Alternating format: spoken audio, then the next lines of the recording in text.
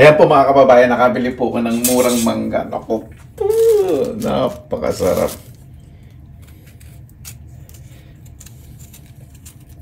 Imagine po ninyo, di ba? May nabibiling mangga po dito sa Finland. Imported po ito. Mahal po per kilo. Per kilo po nito 9 euro. 6 times 9. Wait. 6 times 54. 540 sa 60 na lang pesos. 1 euro. Siyempre, hindi naman po ito lalaki dito sa labas. Kaya kailangan po nito ng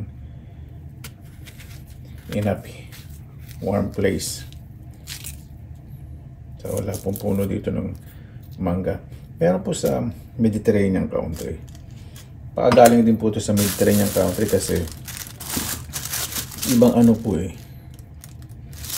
ibang variety. So pag binabalatan ko, nilalagay ko po muna sa tubig para mawala po yung dagta.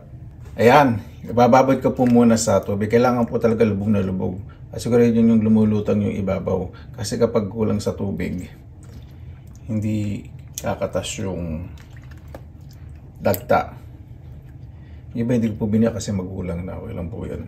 Ang nanay ko, napakatyaga po sa ganito. Sa kanya po natutunan po ito Kahit malilit po yung mangga na nagkakalaglag sa manggahan po. Sarap ng tinitirahan po namin sa lumang bahay. Yan, ganito po ginagawa po niya. Tawag po sa amin sa Bulacan dito, dalok na mangga o iba naman burong mangga. Lan ko lang po yan. Kapag medyo kumulay na yung tubig na medyo malabo, hugasan ko po yan. Ayan po. Hugasan ko na po ito. Hanggang sa luminaw po yung tubig. Nung araw. Tapos lang po namin hinugasan po. Nakanay ko kailangan hugas na hugas talaga. Pag nakikita po na ito pang magmagwa ng mga preserve o buro, kahit anong luto, napakabusisi po no, napakamaayos. Ayaw niya po ng bugalgal. Kaya ito, nagkaroon ako ng OCD. Kasi pag hindi maayos yung pagkakalagay ko, yung kasing pamparikit ng ugat na kawain na tuyo, pag hindi maayos pagkakalagay namin sa mga pinabalik na lalagyan, lumilipad yun. Asintadong inakoy, sapol na sapol sa bumbuna namin. Labi na hindi naman.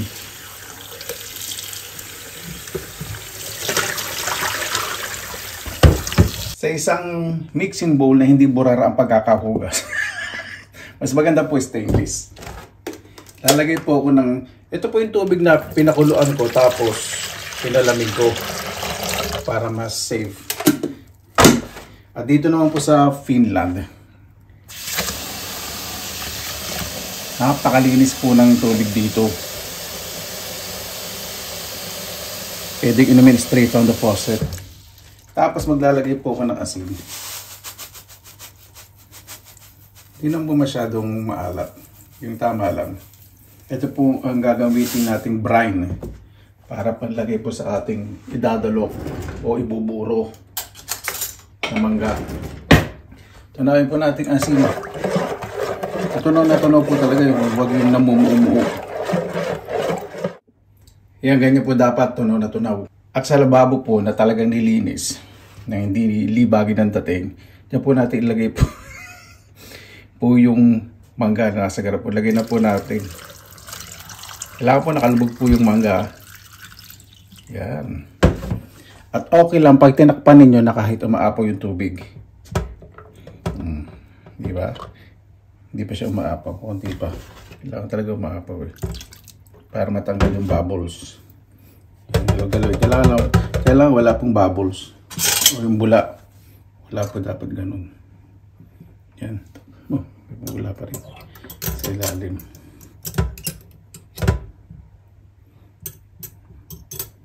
Yan. Tignan po natin. Yun. Sil na po yan.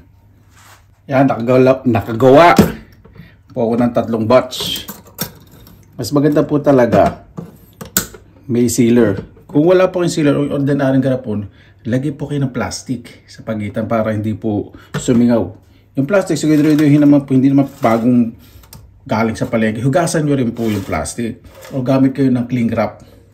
O yung plastic na yellow, bili kayo para mas malinis. Hugasan nyo rin.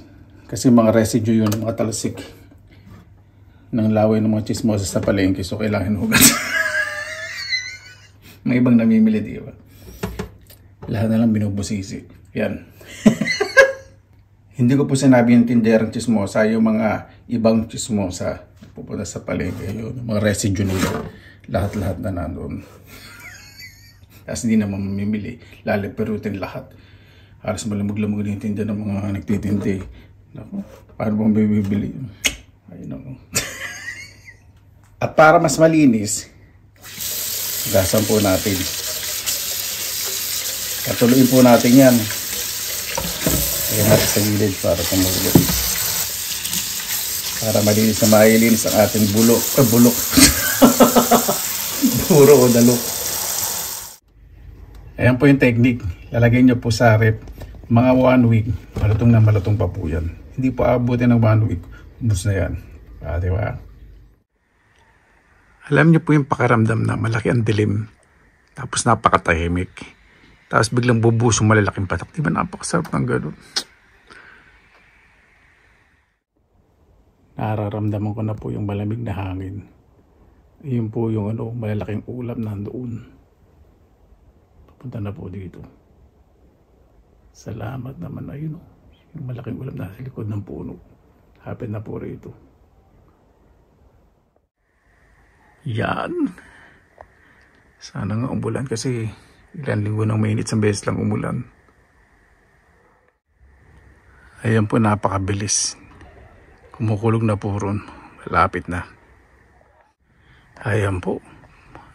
Ang lakas ng kulog. Dito naghintay po kami ng ulan dahil mainit. Sa Pilipinas po, ingat po syempre may mga baha. Grabe po mga kabayan, napakadali. Ito masarap. Muna natin ulan bago magmukbang. Yan, lakas ng kulog.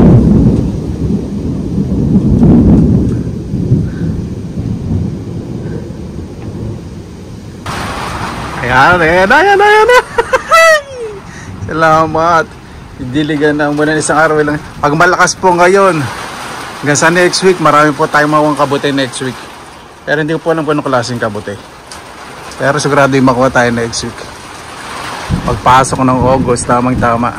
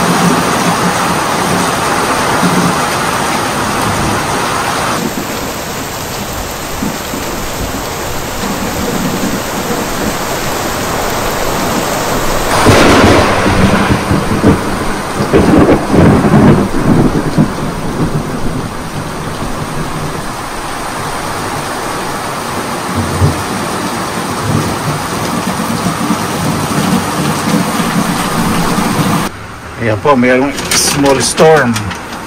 Malakas ang hangin. Dito naman tayo sa harap.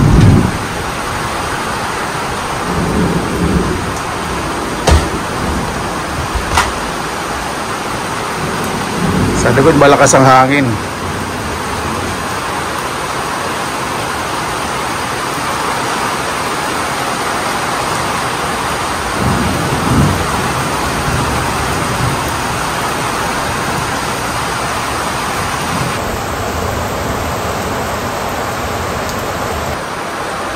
Sarap po ng ganito, no? Medyo maanggi po dun sa back terrace eh.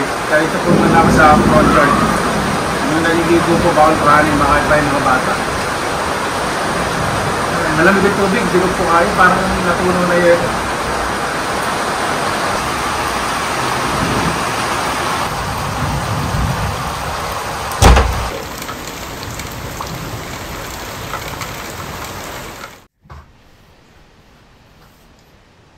Mabuhay dyan! Maraming salamat po sa Panginoon. Nagsama-sama na naman po tayo. Bago tayo isang salamatan po muna natin ang Panginoon. Pagkainan, maraming salamat na lang po sa biyayang binigay niyo po sa amin sa araw ito. Naway bawat sa puligtas, lalo po yung minaranasan po yung mga sakuna, naway mo ba na po ang baha, at yung po sa mga bansa may hindi pagkakanawaan, may mga pagdadaan sa sakit, problema, naway balin po lahat, Panginoon. Kayo po ang bahala po sa amin, sinusuko na po namin sa inyong lahat sa kanang nagsus amin. Yan, naway save po ang lahat. Ay, nako. Yan po yung ano ko, yung dalong. Nakita ko lang po. Diba? Ganda tingnan. Meron po usok ng spicy vinegar galing Pilipinas. Ano na tayo?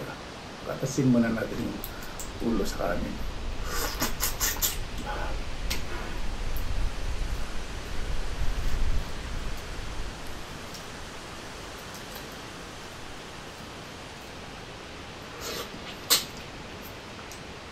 Napakasarap.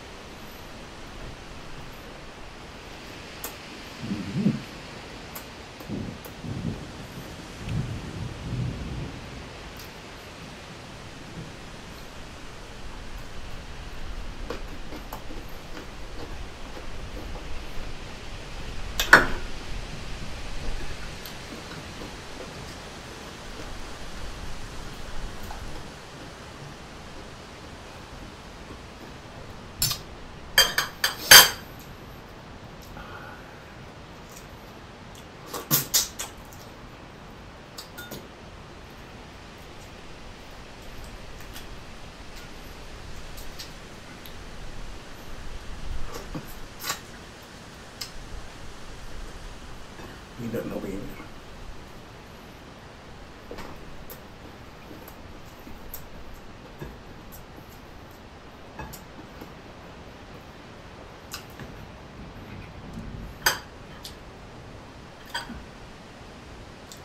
Galing ko muna yung sili.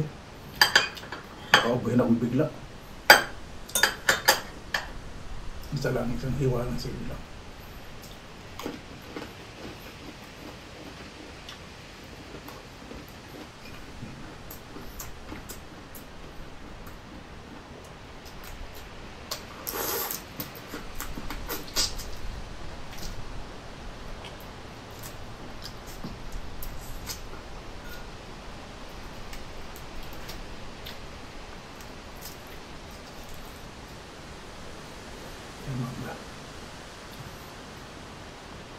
Pag-isa natin doon sa isang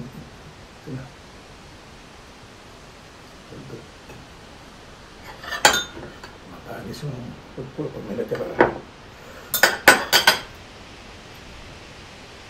Supo.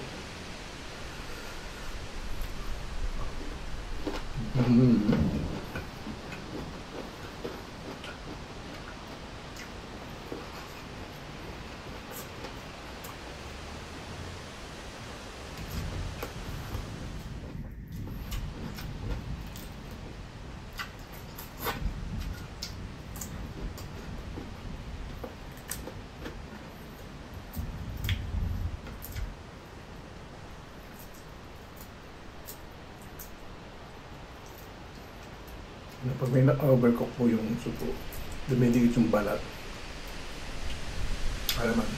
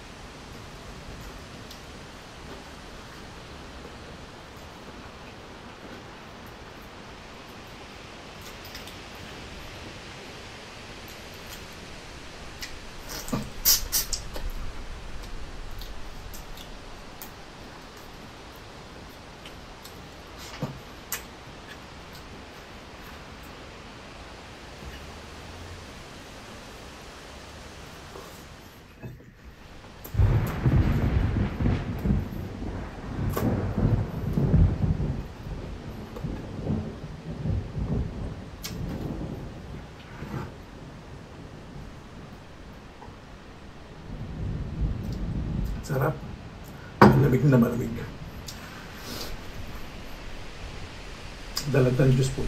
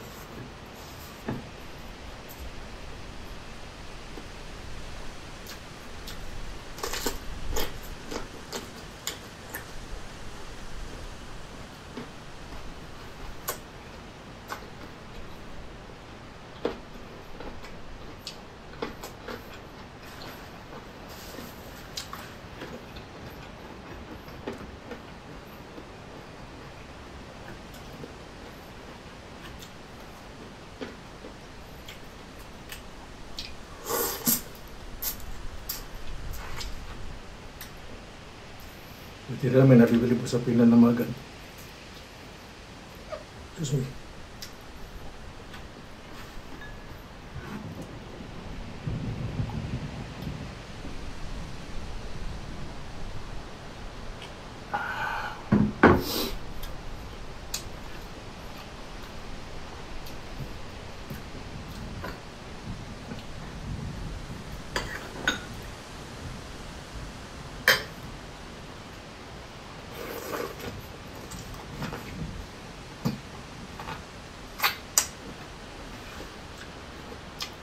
Ito may bunot.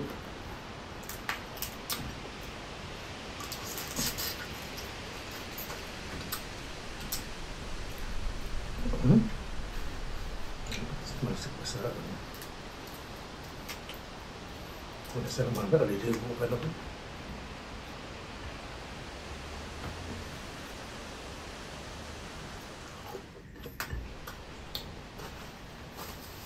Masik.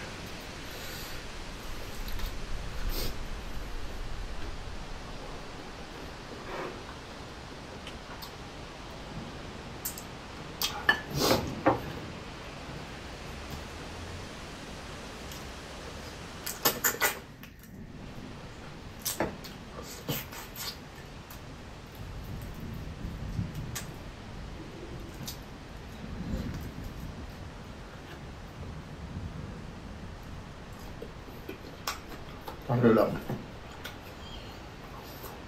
Ito malaki.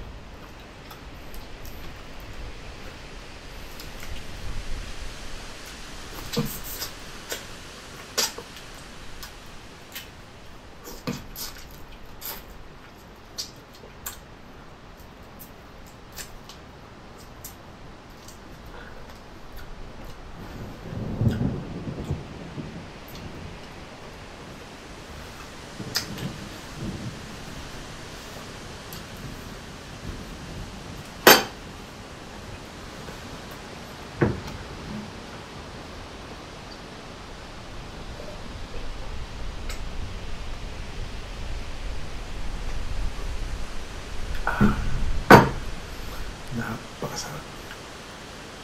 Paano po, bago tayo tapos, salamatan po muna natin ang Panginoon. Maraming salamat po sa biyaya po sa amin sa araw ito naway ba sa po ligtas.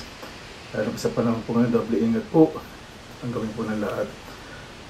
Magtulungan po ang may kalabisan po, tumulong po ng tahimik Panginoon. Kaya na po bahala po sa amin, isinusuko na po namin sa inyo lahat sa kanan sa amin. Para po, maraming salamat naman sa inyong oras. Sila sa pinilang alakbay, basta lagi ba tayong positive vibes, good vibes. God bless, yan po lagi magandang araw. Laban lang!